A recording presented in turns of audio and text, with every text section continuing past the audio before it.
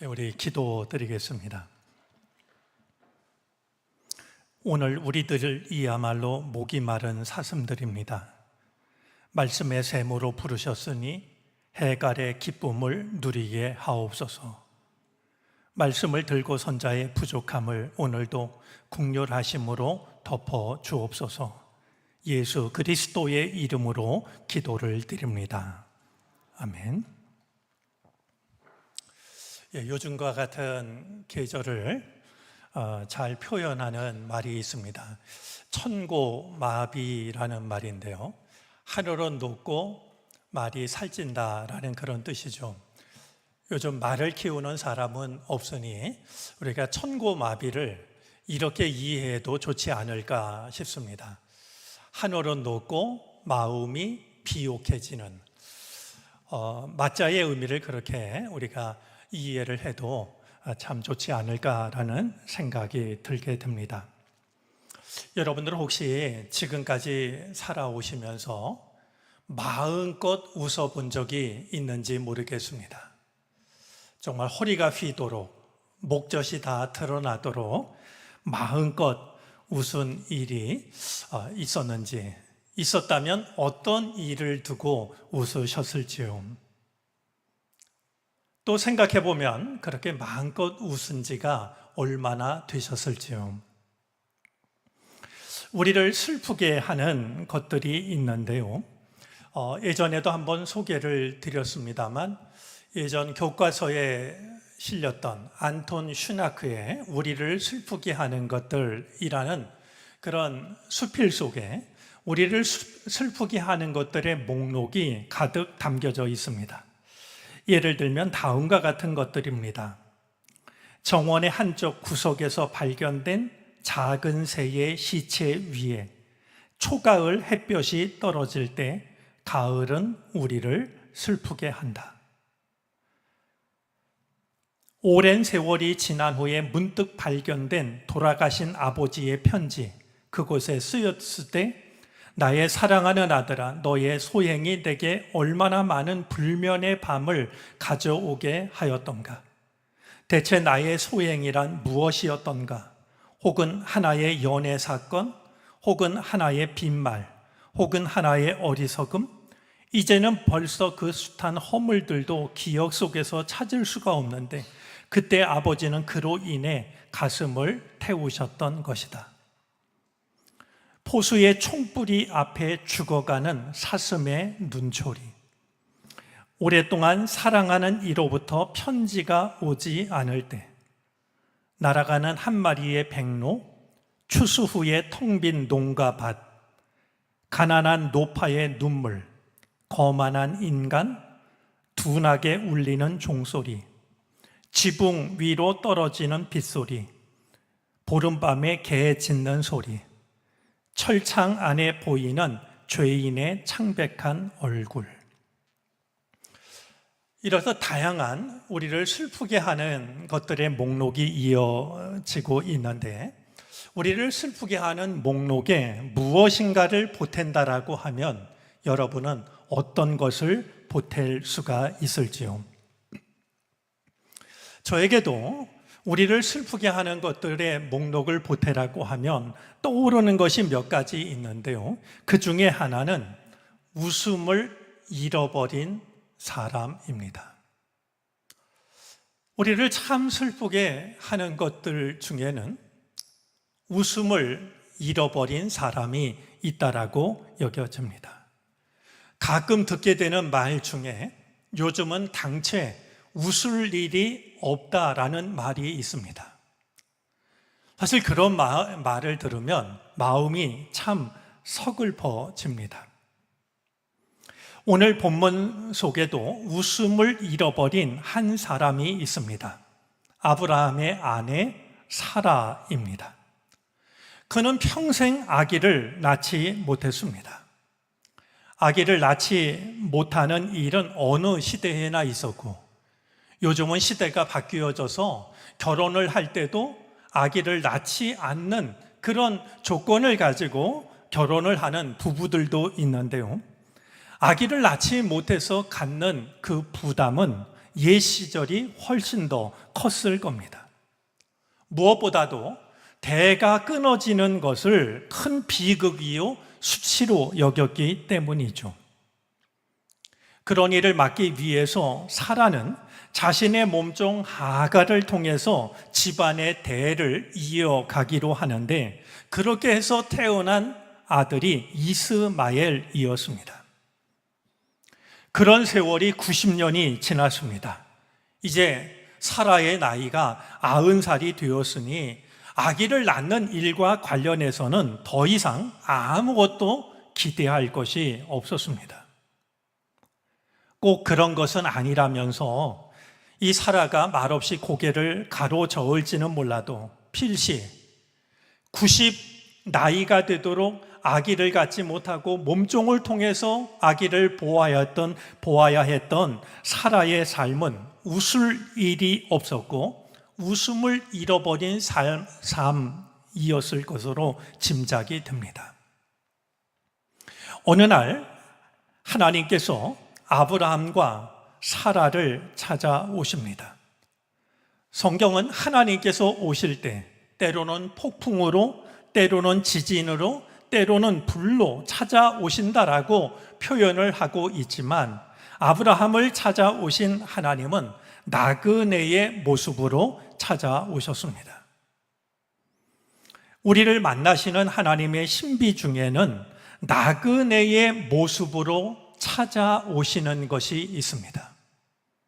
누가 봐도 하나님이 오신다라고 하는 것을 알 수 있는 대단한 모습이 아니라 우리 삶 속에서 얼마든지 일어날 수 있는 평범한 모습으로, 평범한 사람으로 하나님은 우리를 찾아오시기도 합니다. 아브라함과 사라가 자신들을 찾아온 나그네를 극진하게 대접합니다.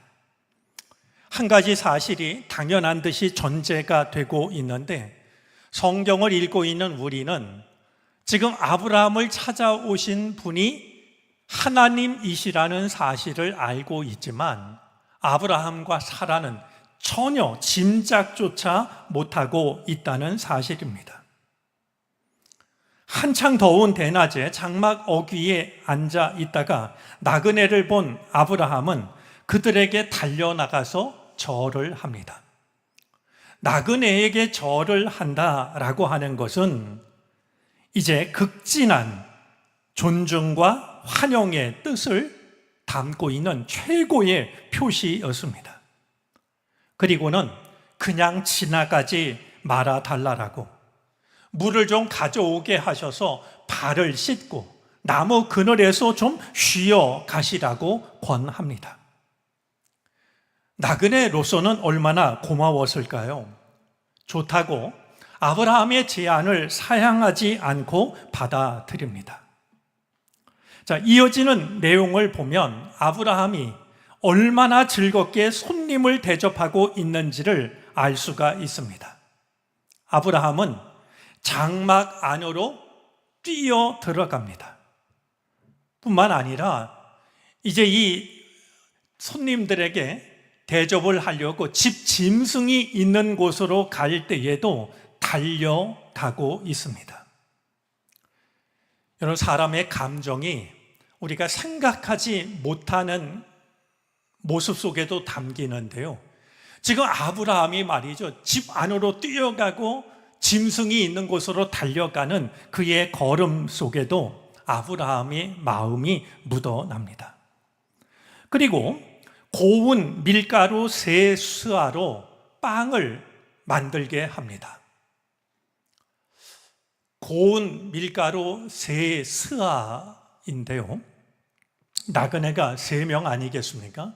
근데 이 양을 우리는 짐작을 하기가 어렵습니다. 다만 사무엘상 25장 18절 말씀에 보면 아비가일이 밀가루 5스아로 다윗의 부하 400여 명의 빵을 만들고 있는 것을 보게 됩니다. 여러분, 5스아로 400명분의 빵을 만들었다라고 하면 3스아는 어림잡아도 200여 명이 먹을 수 있는 양입니다. 그러니까 넉넉히 빵을 만들라는 겁니다. 분명히 배가 고프실 터이니 배불리 드시고 갈 때에도 빵을 챙겨드리기 위해서 넉넉히 빵을 만들라고 했던 겁니다. 뿐만이 아닙니다. 기름진 송아지를 잡아서 요리를 하고 이제 그 음식을 차린 뒤에 아브라함은 그들과 마주 앉아서 음식을 먹었던 게 아니라 서서 시중을 들고 있습니다. 하나하나의 모습에서 이 아브라함이 나그네를 얼마나 정성스럽게 대접을 하고 있는지 아브라함의 마음이 묻어납니다. 제가 조심스럽지만 단언하자라고 하면 하나님은 우리의 형식적인 기도보다는 우리의 지극한 모습 속에 담긴 마음에 더 감동을 하십니다. 습관적이고 형식적인 기도보다는 정말 지극한 모습 속에 담긴 우리들의 마음을 헤아리시면서 하나님이 더 감동하신다라고 저는 생각합니다. 이렇게 지극한 마음으로 대접하는 아브라함에게 하나님께서 물으십니다. 댁의 부인 사라는 어디에 있습니까? 이 질문이 결코 당연하지 않다라고 하는 것을 우리는 알아차려야 됩니다. 나그네들이 아브라함의 부인 이름을 알고 있습니다. 놀라운 것은 그것만이 아닙니다. 이어지는 말은 더욱 놀라운데요. 10절 말씀입니다. 다음에 이맘때에 내가 반드시 너를 찾아오겠다. 그때에 너의 아내 사라에게 아들이 있을 것이다. 사라의 이름을 알고 있는 것도 놀라운데 사라에게 아들이 없다라는 사실도 알고 있습니다. 그런데 더 놀라운 사실이 있습니다.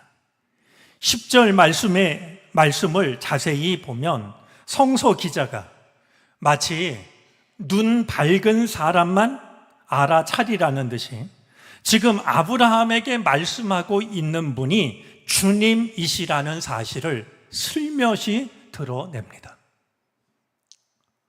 예로부터 교부들은 나그네 셋이 찾아왔다라는 이 말씀을 두고서 삼위일체를 떠올리기도 했습니다. 이 장면은 우리에게 매우 중요한 사실 한 가지를 일러줍니다. 우리를 찾아오시는 주님은 우리의 이름을 알고 계십니다. 이름이라고 하는 것은 그의 본질, 그의 정체성을 말합니다. 우리를 찾아오시는 주님은 우리가 누구인지를 알고 계십니다. 이름만 아시는 것이 아니라 형편과 사정을 아십니다. 몰라서 물으시는 것이 아니라 말하지 않아도 우리의 형편과 사정, 그리고 우리가 마음 깊은 곳에 가지고 있는 갈망까지도 주님은 알고 계십니다. 그런 주님께 내 이름을 아시고 나의 형편과 사정을 아시는 분께, 그렇게 나보다 더 나에게 가까이 계신 분께, 말하지 않아도 모든 것을 아시는 분께 기도를 드린다라고 하는 것은 기도가 가지고 있는 신비입니다. 주님은 그 기도를 들으시고 응답하시면서 우리가 기도하는 것을 좋아하십니다. 우리는 기도하는 순간 하나님의 신비에 참여하는 것입니다. 내년 이맘때 아들을 낳을 것이다 라는 주님의 말씀을 이 사라는 아브라함의 등 뒤에서 장막 어귀에서 들었습니다. 그 말을 듣고 사라는 속으로 웃습니다. 아브라함과 자기는 이미 나이가 많은 노인들이고 자기는 월경마저도 끊긴 지가 오래되었는데 나그네가 농을 지나치게 한다라고 생각했을 겁니다. 너무나도 비현실적이고 회의적인 말이었습니다. 사실 바로 전장인 창세기 17장 17절에 보면 이 말을 아브라함이 먼저 들었을 때 아브라함도 웃었습니다. 두 사람 모두 하나님께서 하시는 이 말씀을 받아들일 수가 없었던 겁니다. 사라가 웃으면서 속으로 중얼거린 것을 주님이 아십니다. 시편 139편에는 내가 혀를 놀려 아무 말 하지 않아도 주님께서는 내가 하려는 말을 이미 다 알고 계십니다 라고 말합니다. 그런 주님이 사라가 웃으면서 속으로 한 말을 모르실 리는 없었을 겁니다. 다시 한번 하나님은 아브라함에게 내년 이맘때 사라에게 아들이 있을 것이다 라고 말씀을 합니다. 사라가 두려웠습니다. 그래서 그는 저는 웃지 않았습니다 라고 말하죠. 그러나 주님은 사라가 나그네라고 생각하고 있는 주님은 사라에게 아니다, 너는 웃었다 라고 말씀하십니다. 사라는 저는 웃지 않았다라고 거짓말을 하고 주님은 너는 웃었다라고 말씀을 하시고, 지금 하나님이 사라와 진실 게임을 하시는 것일까요? 하나님은 우리 인간과 시시비비를 가리는 그렇게 작은 분이 아니십니다. 너는 웃었다라고 하신 것은 사라의 거짓을 드러내기 위해서가 아니라 사라에게 웃음을 주시기 위해서였습니다. 14절에 아브라함에게 말씀하셨던 것처럼 나 주가 할 수 없는 일이 있느냐? 어떤 일이라도 하실 수 있는 하나님께서 사라에게 아들을 허락해 주십니다. 창세기 21장 3절에 보면 마침내 사라가 아들을 낳았을 때 아브라함은 사라가 낳은 아들의 이름을 이삭이라고 정합니다. 이삭이라는 이름은 이미 창세기 17장 19절에서 아브라함에게 아들 낳을 것을 일러주시면서 하나님께서 정해주신 이름인데, 이삭이란 이름의 뜻은 웃음이라는 뜻입니다. 아기를 낳지 못해서 한평생 웃음을 잃은 채 살아갔던 사라에게 하나님께서는 웃음이라는 뜻을 가진 이삭을 허락해 주심으로써 사라가 잊고 있었던, 그리고 더 이상 불가능하다라고 생각했던 웃음을 하나님은 선물로 주셨던 것이었죠. 웃었다 안 웃었다를 가지고 사라와 다투신 것이 아니라 사라가 꿈에서조차도 기대하지 못했던 웃음을, 이삭이라는 아들을 주심으로 가능하게 하셨던 것입니다. 사람이 동물과 다른 점이 한 가지 있다라고 그럽니다. 동물이 갖지 못한 것을 인간이 가지고 있는 것이 한 가지 있는데 바로 웃음이라고 합니다. 저는 이 말에 마음을 다해서 동의하기가 어렵습니다. 동물들의 세계를 다 알지도 못하면서 인간이 함부로 동물의 감정을 판단하고 있다는 생각이 들기 때문입니다. 그렇지만 한 가지 분명하게 다가오는 것이 있습니다. 진정한 웃음이야말로 하나님을 믿는 사람들과 하나님을 믿지 않는 사람들을 구별하는 표지라고 하는 겁니다. 웃음이 동물과 인간을 구분하는 표지인지는 모르겠지만 진정한 웃음을 가졌느냐 갖지 못했느냐, 그것이 하나님을 믿는 자와 믿지 않는 자를 구별하는 표지라는 사실에는 저는 기꺼이 동의를 하고 싶습니다. 하나님을 믿는 사람들은 끝내 웃는 사람들입니다. 제가 이렇게 말하는 데는 이유가 있습니다. 앞서 우리가 생각했던 것처럼 사라에게 웃음이 없었던 것은 자식이 없었던 것과 무관하지 않습니다. 이제 그의 나이 90살이 되었으니 더 이상 웃을 일도 남아있지 않았습니다. 그런데 하나님은 이삭이라는 아들이 태어나게 하심으로 사라에게 웃음을 주십니다. 이 대목에서 우리가 한 가지 기억해야 할 것이 있습니다. 히브리어로 자궁이라는 말은 국률이라는 말과 어원이 같은 말입니다. 국률이라는 말과 자궁이라는 말은 같은 어원에서 나온 말입니다. 웃음을 잃어버린 불임의 시간 속에서 잉태의 문을 여실 수 있는 분은 하나님이십니다. 사람의 노력과 사람의 능력으로 되어지는 것이 아니라 하나님의 국률하심이 있게 될 때 불임의 시간이 잉태의 시간으로 바뀌는 것처럼 우리는 비로소 잃어버렸던 웃음을 누릴 수가 있게 되는 것이죠. 또 한 가지 우리가 떠올려야 할 것이 있습니다.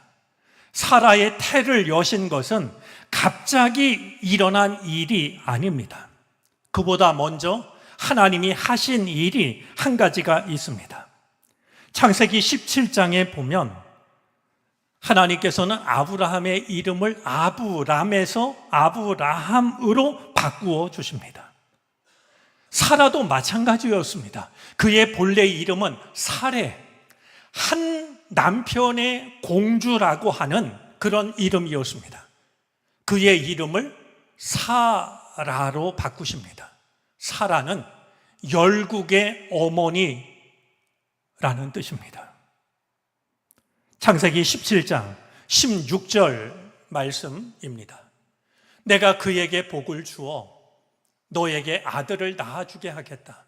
내가 너의 아내에게 복을 주어서 여러 민족의 어머니가 되게 하고 백성들을 다스리는 왕들이 그에게서 나오게 하겠다. 어느 날 갑자기 사라의 태를 여신 게 아니라 먼저 사레라는 이름을 사라로 바꾸심으로써 이 사라가 아들을 낳을 것이고 그를 통해서 많은 민족이 복을 받게 될 것임을 하나님께서는 말씀을 하셨던 것을 확인하게 됩니다. 하나님은 미리 계획을 하셨고 준비를 하셨던 것입니다. 지금 당장은 웃음을 회복하는 것이 불가능해 보일 수 있을 겁니다. 진정한 기쁨을 회복하는 것이 비현실적으로 여겨질지도 모릅니다. 하지만 다음의 두 가지를 항상 기억하시기를 바랍니다. 참된 기쁨, 참된 웃음을 회복하시는 분은 하나님이십니다. 그 은총은 하나님으로부터 우리를 찾아옵니다. 그리고 그 일을 준비하시는 분도 하나님이십니다. 사레의 이름을 사라로 바꾸셨듯이 우리에게 참된 기쁨, 참된 웃음을 주시기 위해서 하나님은 지금도 무엇인가를 준비하고 계실 겁니다. 그 하나님을 신뢰하고 그 하나님을 믿음으로 기다릴 수 있기를 바랍니다. 아들 이삭을 낳은 사라는 한시도 웃음이 떠나지 않았을 겁니다. 입이 귀에 걸려 있었겠죠. 사라가 혼잣말을 합니다. 창세기 21장 6절에 사라의 혼잣말이 담겨져 있습니다. 하나님이 나에게 웃음을 주셨구나. 나는 불가능하다라고 생각했는데 이제 내가 웃을 일은 남아있지 않다라고 생각했는데 하나님이 정말로 나에게 웃음을 주셨구나. 나와 같은 늙은이가 아들을 낳았다고 하면 듣는 사람마다 나처럼 웃지 않을 수 없겠지. 같은 은혜가 우리 모두에게 임하게 되기를 바랍니다. 하나님이 정말 나에게 웃음을 주셨구나. 하나님이 정말 나에게 기쁨을 주셨구나. 내가 웃는 모습을 보면 나를 바라보는 사람들도 덩달아 웃겠지. 이 참된 기쁨이 하나님의 은혜로 어쩌면 웃음을 잃어버린, 웃을 일이 없는, 이제는 그것과는 거리가 멀어졌다라고 생각하는 우리의 삶 속에 찾아와서 나도 웃고, 그런 나를 바라보면서 나를 바라보는 사람도 덩달아 웃게 되는 이 은혜가 오늘 예배하는 우리 모두에게 임하게 되기를 바랍니다.